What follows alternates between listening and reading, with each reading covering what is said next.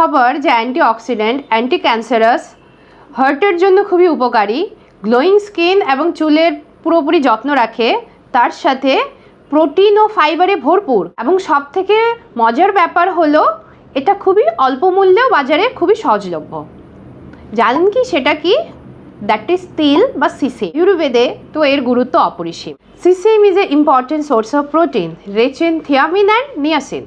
শরীরের কোনো অংশ ঝলসে গেলে বা জ্বলে গেলে সে জায়গায় তিল বাটা লাগিয়ে দেখবেন ইনস্ট্যান্ট রিলিফ পাওয়া যায়। যাদের মাসিক সময় মতো হয় না বা পিরিয়ডে অসহ্য যন্ত্রণা হয় তাদের জন্য তিল খুবই উপকারী।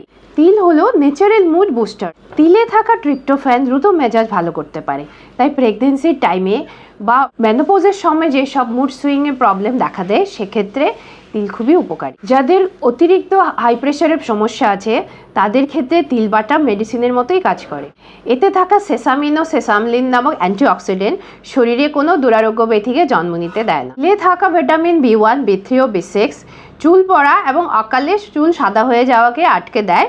এতে থাকা কপার চুলের গাঢ় রঙকে বজায় রাখে। রিসার্চে দেখা গেছে তিল তেল সূর্যের আল্ট্রাভায়োলেট রে থেকে ত্বককে রক্ষা করে।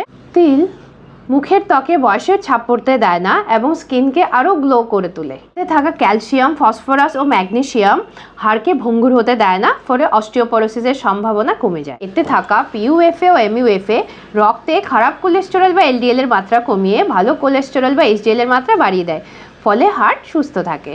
তিল ওজন কমানোর জন্য খুবই সহায়ক, কারণ এতে ওটসের থেকেও বেশি ফাইবার রয়েছে। তাছাড়া এটি গাট ব্যাকটেরিয়াকে ভালোভাবে নারিশ করে বলে হজমেও খুব সহায়ক।